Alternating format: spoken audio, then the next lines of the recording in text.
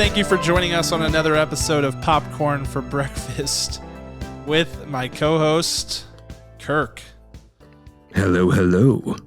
Trying to think of a basketball player named Kirk. Kirk Heinrich.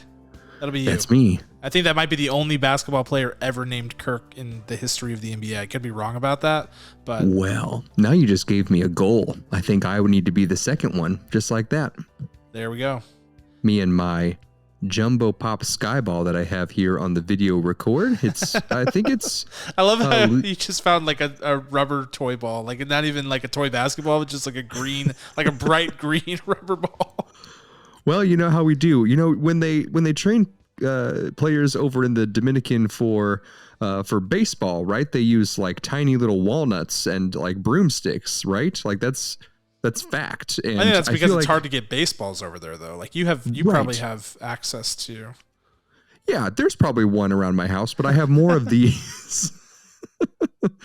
So I feel like this is league appropriate, or it will be by the time I am the second Kirk in the NBA. And I feel like Kirk Heinrich. Kirk Heinrich. Man, I hated Kirk Heinrich. Nothing personal, but he was a really annoying player to play against. Really was. Who did he play for?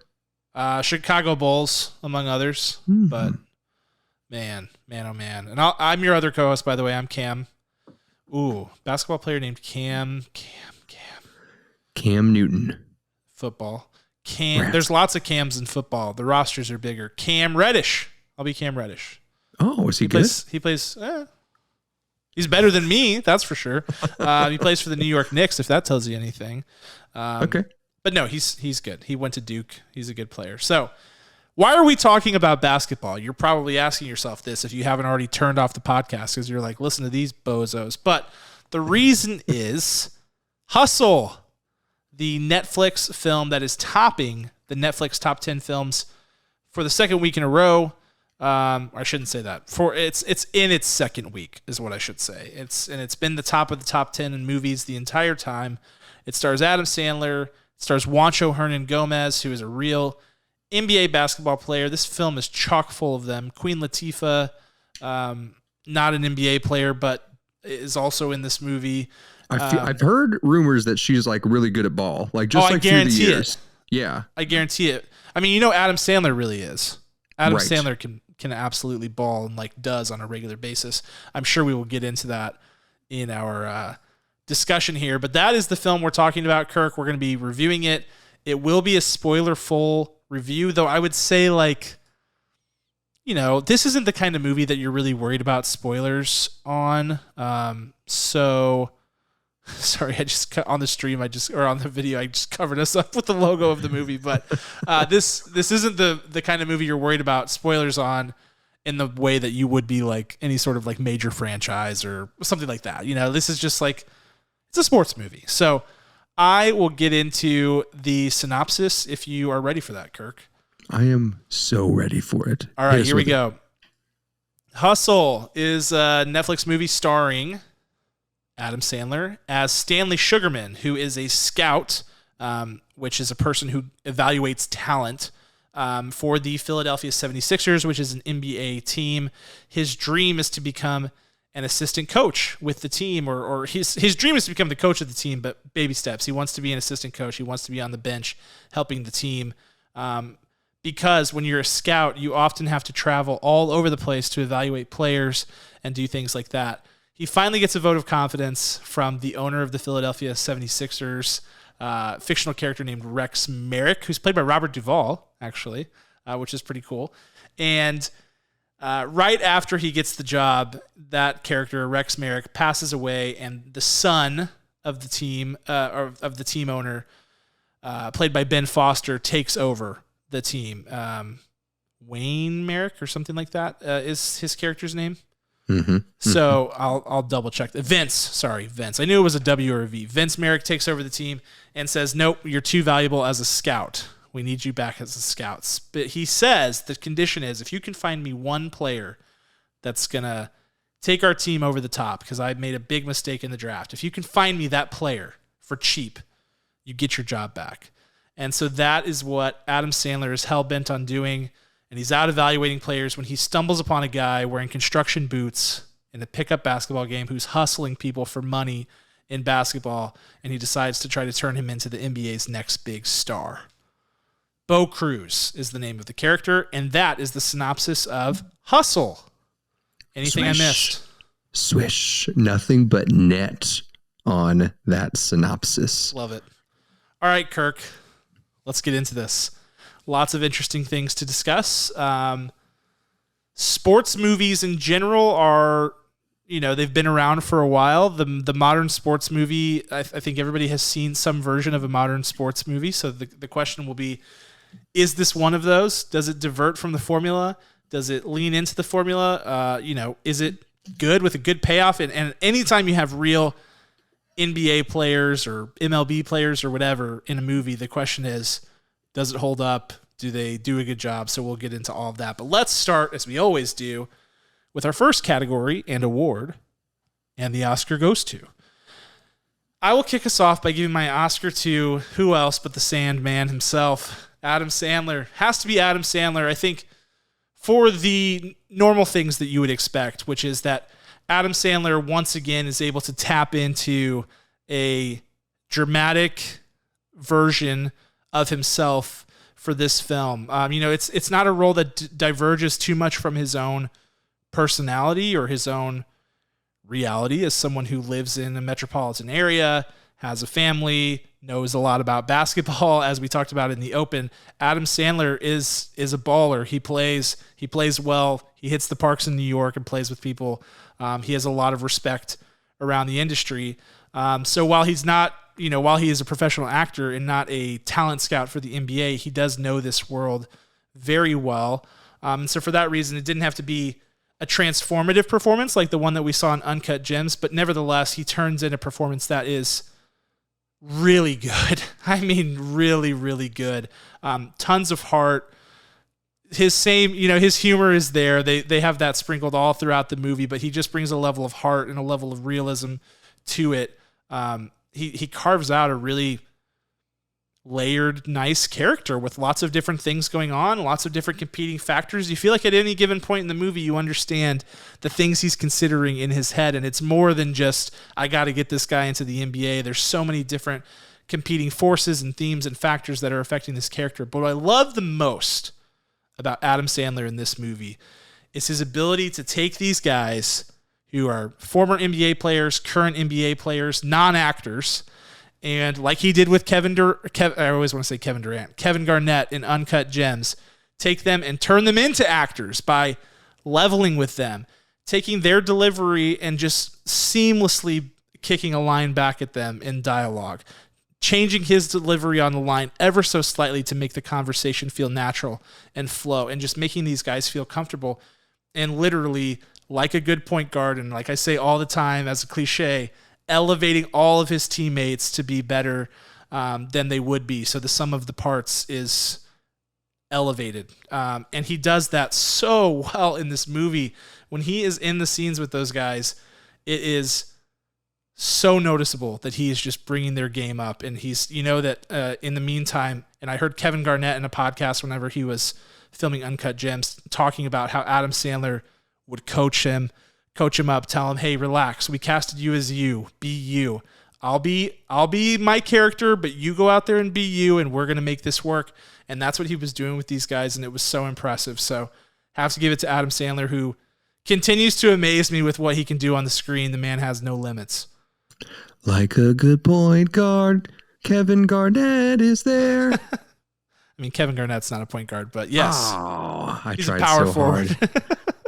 I tried so hard. I was just so excited when you said like a point guard. I thought you were going there, and so I needed that to be in this episode. It might get flagged for audio. We'll see, ladies and gentlemen. We'll see. Yeah, because you were pitch perfect on that.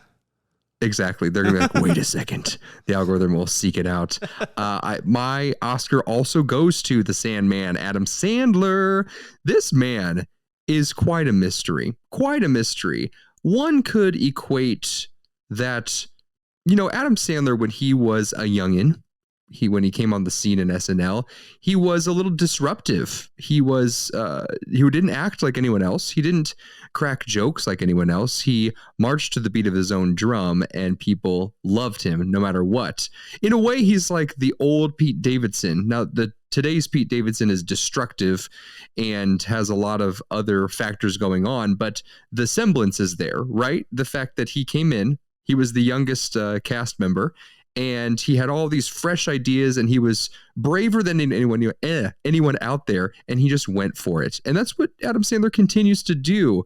A long history of comedy, successes and flops, and onto his latter half of his career in his 50s here now he is. And we're just seeing these incredible performances where he's digging deep. I mean, this role takes on defeat. This character takes on loss, recovery, the climb back to success, the struggle with that. And all in all, on the surface, you see people respect him, but then behind closed doors, some don't want that for him still. Some do, some don't, which is so real and probably realistic of people's idea of Adam Sandler himself. So what I love in this the most is that art is imitating life and vice versa through this, and that Adam Sandler hones in on that and creates such a perfect character, such a realistic character, such an honest person, and an honest telling of what this story is and who Stanley Sugarman is. It's so incredible that we're witnessing this. I mean, this role could have been a throwaway role to any different actor, but because it was Adam Sandler and because of the work that he did with the other actors, much like Cam said, he helped make this such a wonderful collaborative masterpiece. And I'm really excited to see what other roles Adam takes on, because him and I are on a first name basis. Adam and I want to see what other roles he takes on. Maybe he'll text me some scripts of him holding it up, kind of like, Joaquin with the Joker 2 script to his buddy Todd Phillips. I'm just so impressed with my main man, Adam Sandler. Love it. Yeah, man, it's awesome. And it just gets me so excited, like, to hear that he's working with the Safdie brothers again on a new film. Like, I want more of this in a major way. Like, I want all of the dramatic, even if it's like a dramedy like this and it's not one of those big like transformative roles or anything like that. This is a really, really good, solid performance he's turned in this movie, and it can't be understated how good of a job he did. All right, now for the difficult part. Scene stealer, because first of all, the cast is absolutely enormous in this movie. There are so many people who pop in and out, but there is a core set of people that are in the story from start to finish.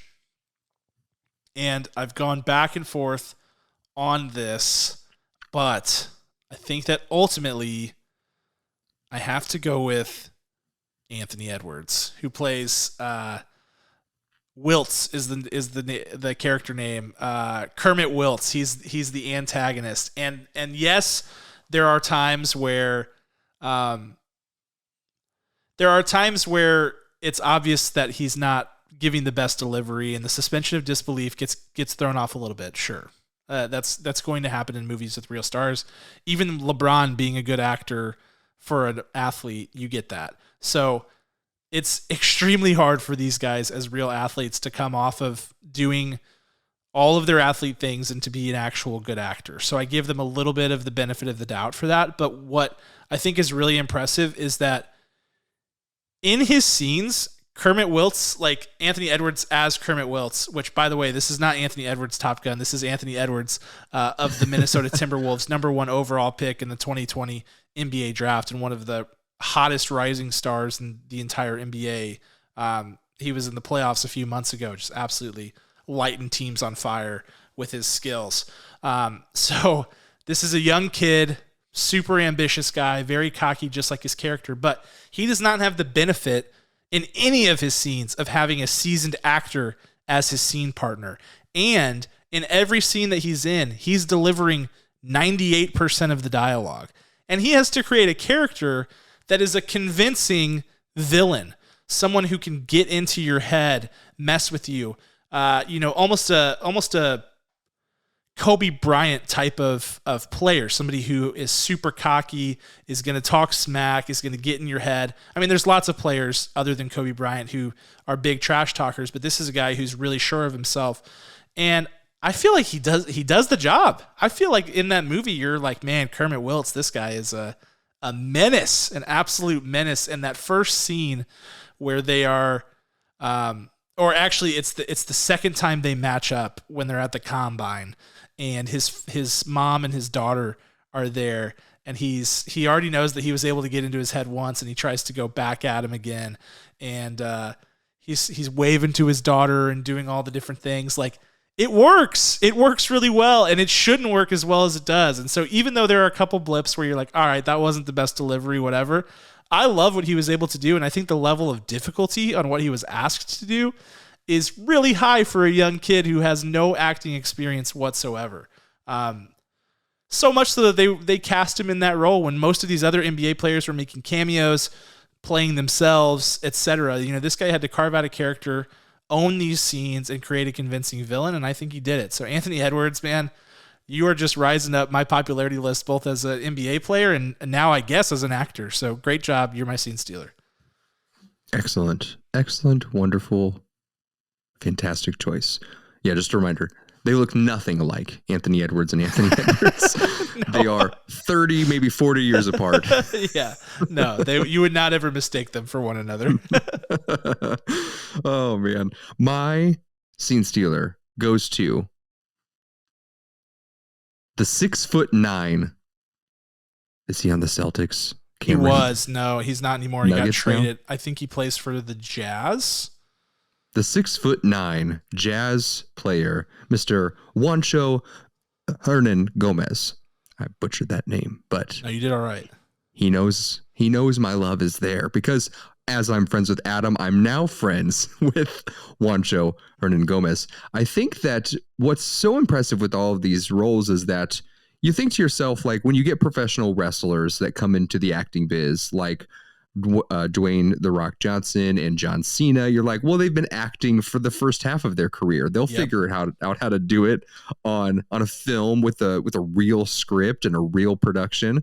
And then you get these basketball players who, in a way, they put on a show. They are performative to some degree in their skill set, but ultimately their focus is on the game. But when you put these basketball players, like they're basketball players first, give them lines, give them beats, give them emotional depth that is different from themselves, but close enough where they could draw on it to have sense memory recall. This is what's truly magical when these actors come to play, because as we know, we've seen Space Jam 1 and 2, and the other basketball players that come into those films, they didn't get that emotional depth in their writing. Oof. Or they weren't connected enough with the script, maybe, or they just weren't right for the screen. I don't know what the casting process of this was. I don't know if Juancho reached out or if he was sought out, but brilliant casting, standout performance. I mean, when his career is over in basketball, he's got a very good chance, if he wants to come back to the film industry. I was blown away. I know very few faces on the NBA rosters, very few. I did not realize that Juancho was an actual basketball player, an actual professional NBA basketball player, until about 75% of the way through the movie. And I'm like, I just wonder if he is. And of course he is. So bravo to him for duping me because of how well-rounded his acting skills were in this film. You got to think, he's a pretty young guy as well. I think he's 26, 27 now. And the fact that he had to figure out how to convey a full story arc. He had to figure out how to convey having a daughter. I believe he is a single man, or at least without child right now.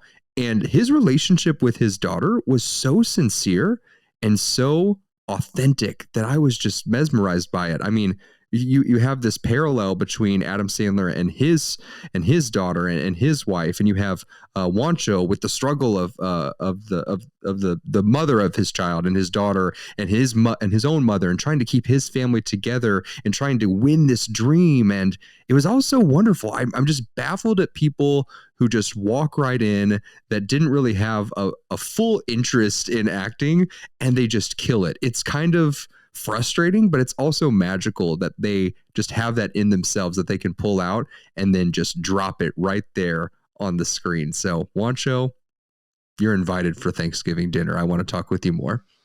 Yeah, it's and it is the Adam Sandler effect that we talked about too. Him being able to sit there and coach him through it and say, here's how you're going to want to deliver this. Just I'm going to react to you. You're going to react to me. Here's how we're going to play it. I just really feel that. But it's a great choice. It's pretty impeccable. I think Juancho's an interesting guy too. It's been nice, because he's not a starter in the NBA. He's not a guy who gets tons of minutes. He doesn't put up huge numbers. And he's only been in the league for probably 5 or 6 years at this point, and has bounced around teams and things like that. But just to hear him talk about, he is from Spain, and this is similar to kind of his coming up. I mean, not the family dynamic and thing like that, but being exposed to the NBA via European basketball and the way that he looks at LeBron James and these guys as heroes. And, LeBron's production company, Spring Hill Productions, was behind this film. He's an executive producer on the movie and was obviously heavily involved in bringing Juancho in for this. And he's, a huge fan of him. So it's all very cool. But yeah, like you said, we've seen professional athletes in movies before. It doesn't usually go well, and for some reason in this movie it did, and they took full advantage of the fact that they had real professional athletes here by doing tons of workouts, skill tests, actual scrimmages and games and things like that. Like, that was a huge lift to the movie because they didn't have to, like you see Moneyball and all the baseball players are actors and they don't do a ton of actual baseball in the movie. It's not really that kind of movie anyway, but in this movie there was a ton of basketball and it was real. And that was really cool. Indeed. All right. Moving away from the actors and getting into the, honorable mention to Queen Latifah. I thought she was great in this movie too. Really loved her. I was excited to see her, and I thought she did a good job as Mrs. Sugarman. It was a good time. Anyway, into the production of this movie. Let's start with Showstopper, the thing that blew us away. For me, I feel like I've been leaning this route a lot lately. We've had some really good cinematography. I'm going cinematography. There's a lot of different ways I could go, but I felt like the way they shot the game in this movie, the way they photographed it and made it look, was so thoughtful and done with so much care, and it really reflected this theme of being obsessed with the game, loving the hustle. Because they didn't just shoot it like you're watching an NBA game. Like, they did things that they can't do in an NBA game. I mean, they were shooting things lots of times from a lower angle, probably with a drone or with a camera on a rig that's sliding across the court while these guys are flying in the air and doing dunks, making them look like superheroes. They put cameras on the rims. They put cameras on, they would a lot of times, like for the scenes where it's like Juancho's character going up against Anthony Edwards, they would just hold a camera in front of Anthony Edwards and have him have the rest of the play kind of develop behind him as he's, talking smack straight into the camera. They did some really cool things that just made the game feel so real and so alive. And I think that one of the things that, as a huge NBA fan, one of the things I love about basketball as a game is how beautiful it is to watch. It is such an aesthetically pleasing sport to watch because there's so much skill involved in it, and the players are so graceful with how they handle the ball and move around the court. And this cinematography really captured that in a way that wasn't just, hey, these guys are professional athletes, so let's shoot them playing some basketball and cut it together into a montage. They thought about, how can we make this look as awesome as possible? How can we make it feel real? Get people excited and bring a level of life to the game that will get people interested in it. Because the goal of this movie is really that it's an advertisement for basketball. That's why all these players are involved. That's why the Philadelphia 76ers helped out as much as they did. The NBA, this is a love letter movie to basketball. And I love that they took the care to make the game look as good as it possibly could. Cinematographer, by the way, is Zach Mulligan, who did cinematography for The Outsider on HBO, which is a Stephen King series. Really good stuff. And I just loved his work in this movie because I thought it was above and beyond what a lot of people would have done, and it was really, really thoughtful and well done. So, though there were a lot of different ways to go, because there's a couple of really impressive things they accomplish in this movie, I I had to go with the cinematography because it just caught my eye time and time again. I love it. I really did. Something that caught my eye, the showstopper to this, is a little bit more specific. I'm constantly being educated by UCAM about how sports work and how there's always like a learning curve with the neck. Every season is like a new opportunity to bring new fans in, right? So baseball has a big problem with age. I don't know how big that is with basketball, but one thing that was absolutely perfectly executed, my showstopper today, was the hashtag BOA challenge. Oftentimes we see these events in movies, especially within the past 15 years, trying to bring Twitter into the scope of a movie and make it work, make it seem not make it seem like evergreen content, right? Because as movies have evolved, you've had to update technology with present day movies that are really, present day may mean whatever. It might be just like this elusive, whenever, right now, wherever you are, and you have an iPhone. Well, that iPhone's going to age out, right?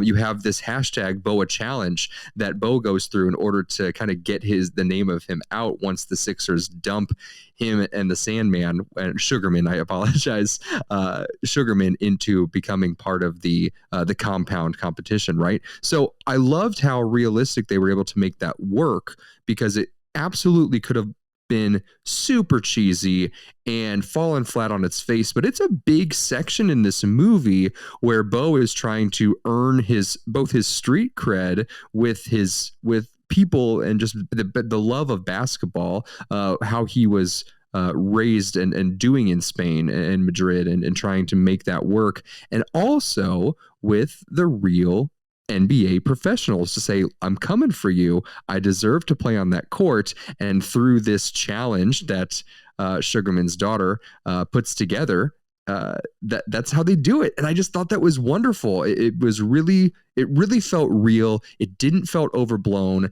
And I was ecstatic when they dropped it in, they did it, and then they brought it up later, like in the final challenges, the final competitions, lead ups, drills, whatever. They were saying, "Oh, remember the BOA challenge? Like, this is it. Let's see it. Let's see him bring the heat." Like all those things. It was really impressive to see that cohesively brought through. So my showstopper, the BOA challenge. I love it, and yeah, to your point, Kirk. About the NBA's fan base does skew young. It's a very progressive sport. Younger people seem to be drifting toward that. And one of the main reasons that is the case is because the NBA allowed there to be NBA content on YouTube, allowed people to take NBA content, make highlight clips, mixtapes, things like that to get people excited about the sport. Whereas the MLB jealously guards all of their content, and they put it all behind rights and paywalls and things like that. And the NBA has a lot more nationally televised games on TNT and ESPN and things like that, whereas most of Major League Baseball is on regional sports networks. So yeah, it is a younger audience. And what's great about basketball and the NBA specifically is it's an international game, truly. I mean, it's huge in China, huge in Africa now, really big in Europe. I mean, they have the, Europa League basketball, FIBA. It's huge everywhere, and it's a multicultural game. It's its own language, and that's the thing that's really beautiful about it. Like, there is a ton of diversity in the fan base of the NBA. There's a ton of diversity in the players in the NBA, the WNBA. It's just it's like its own multicultural melting pot group that's just like loves basketball, and it itself acts as its own language. And that's one of the things I love most about the game. And it was so wonderfully represented in this movie, to your point. So like, basketball is always at the forefront of social media. It always has been, as long as it's been around. I mean, you go on Twitter during the NBA playoffs or whatever, even the NBA offseason, it's basketball. Twitter is a huge thing. NBA Twitter is huge. So the idea that there's a social media challenge based on a player seems very real. I could have seen something like that happening with Zion Williamson when he was coming up doing all his crazy dunks. Like, that is I buy that. I definitely buy that. So there's really is good execution, as you pointed out, Kirk. All right. Moving right along to director's shoes. I think for me, I wish they would have leaned a little bit more away from the formula, the sports movie formula, because I feel like there were so many things they had to their advantage here to make it not a formulaic sports movie, especially considering this is not based on a true story, so you don't have to fall into that sports biopic cookie cutter thing that we saw King Richard fall into. And you can kind of make it your own, and you also have real players that can play the game at an extremely high level, as evidenced by everybody who is in this movie. So just get away from some of that stuff. The whole thing is so predictable and has lots of the familiar archetypes, specifically like Vince Merrick as a character, the like son who inherits the team, who makes tons of bad decisions and is going like scorched earth on everybody. Like that character didn't really do anything for me. It wasn't a super viable antagonist, and I didn't love that whole plot line. I also didn't love the plot line that like Juancho Hernan Gomez's character, Bo Cruz, committed assault and then was like a hothead. Like I think you can have him be a hothead and make the story about like you have to stay in the game, you have to like focus on your family and things like that, and for him to find a center somewhere there without having to do the like assault thing. Even though the scene where he's talking about what happened with the assault and Adam Sandler's talks about his past is really powerful, I feel like there were other ways that they could have gone about that without going that route. So I would have liked to see them subvert the typical formula for a sports movie and give us something totally different, because so much of what they accomplished here was very thoughtful and very, very well done, and the narrative works really well. But I think there were opportunities to get away from that formula, do something that's a little bit less predictable, hit us with a left hook. I mean, this is a fiction movie. It's based, set in reality, but it's a fiction movie. So give us something we don't expect. Don't just, have it be the typical rise to the top kind of thing. I mean, every single thing that happens in this movie, you see it coming. Like the very end, whenever he's dropping him off at the airport, I mean, his phone's going to ring. You're just like waiting for it to happen. You know that he's going to make the NBA and that he's going to be the coach and all that stuff. Like it works. It's just, there were clearly so many thoughtful minds behind this movie that I know they could have done more. And that's something that I look for to take a movie to the next level. It's not to say that this movie isn't good. It's just that it could be truly iconic and great if it does something different. And I didn't feel like this movie did anything different formulaically. There were other things that it did well, though. Beautiful. My director's shoes. Let me put on my kicks, my Jordans. You know what I want, Cam? I literally want some like non-branded shoes, and I want to write director shoes all over them and put them on when we get to this portion of the podcast.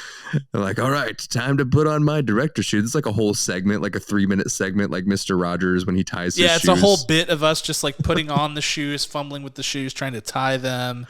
Yes, and falling and like hitting our microphone. We have this coordinated bit where I like throw you a shoe and you catch it, on the other side. It's like really cheesy. I can see it. Oh. I see the vision. Okay, cool. Well, I'm gonna work on finding those shoes this weekend. Please. And my director's shoes comes down to casting and superfluous characters, because this movie has such good heart. Yes, it is formulaic. It follows it almost to a T.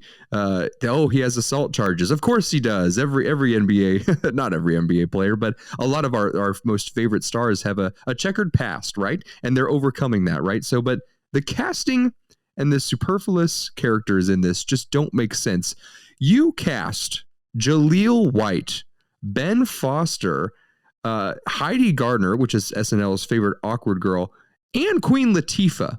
And you underutilized every single one of them. All 4 of them were just like They were there, and we all knew they were there. We saw them there. I was excited for so much more with them. Specifically, Jaleel White, when he goes into that boardroom and Jaleel White's like, "What's up?" And he's like, just like exuding confidence, exuding his his on-screen persona of just, I control this screen. Like, he doesn't even have to do anything. He spoke five words, maybe 15 lines altogether. Give him more. And specifically, the casting of Queen Latifah. I want to talk about that because while Queen Latifah did an excellent job, and the writing and the characters and the chemistry between Adam Sandler and Queen Latifah blew me away. I loved all the little intricacies they put in. There's a scene where he's making fun of her feet and she throws it right back at him, and you just thought he was going to get slapped. But like the way they cultivated how that relationship authentically works was beautiful. Queen Latifah came into this as a total surprise, total curveball, because it seemed like she was miscast, and then she basically had to fight in her scenes to like earn her place, which she did. But it felt like the whole time I was looking at her saying, "All right, prove you're supposed to be Adam Sandler's wife," because we see Adam Sandler first, and for a long time before we get introduced that Queen Latifah is his wife in this movie. So that might have been more of an editing mistake versus a casting mistake, but and she ultimately wins me over. It felt so off guard that they didn't really use these four actors to their fullest potential, and their storylines like kind of fall off. Especially Heidi Gardner's just disappears. Queen Latifah rises and gets a little bit more, and there's some good encouragement that she gives to like remind him, like, listen, all the stuff we've been through, all the stuff that I still am, and that storyline is fantastic, but ultimately wasn't quite balanced out for my taste.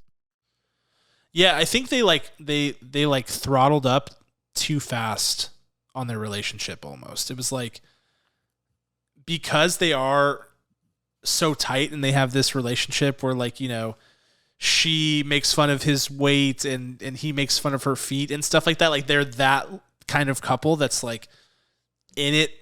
Like, you can't say anything that's going to throw me off guard, and they're just like blood, sweat, and tears kind of couple. The first few scenes where they're like already in the thick of that, it's like hard to buy at the beginning. Like, to your point, like it's like, chemistry wise, I don't know that I see this, but then they have to kind of like painstakingly carve it out and make it work, which to your point, they do.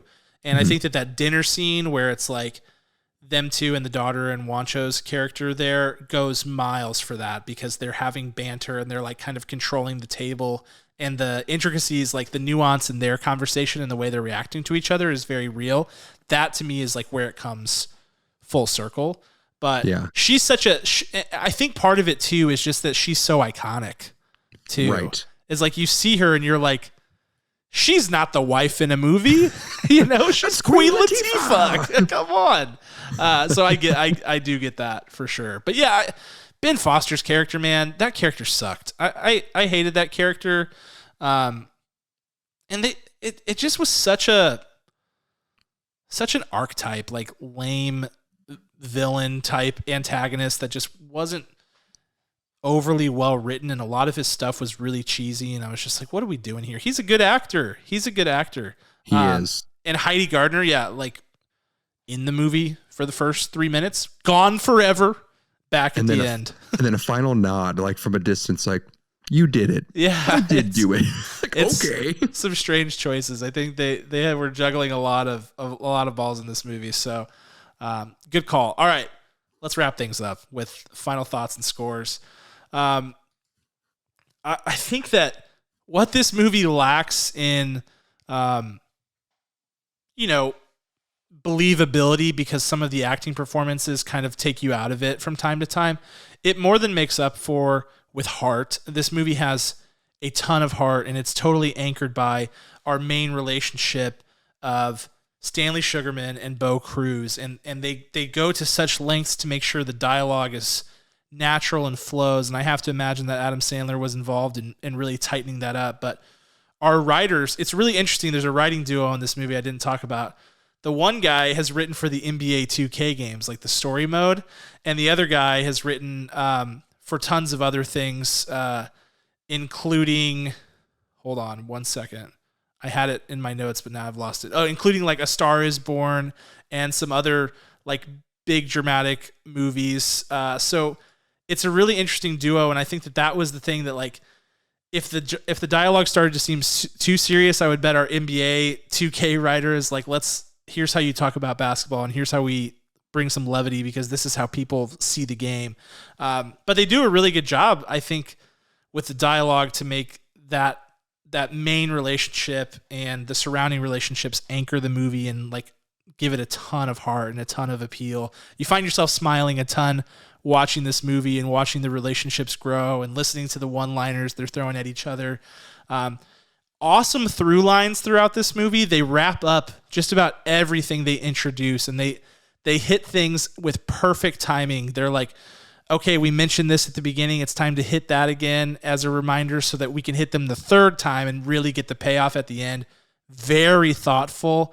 And I also think them being disciplined enough to wait on the reveal with Adam Sandler's past and why he, people talk about his checkered past and why he isn't farther along in his career after being in the NBA for, 30 years. That reveal paid off huge, and Adam Sandler kills in his monologue during that scene.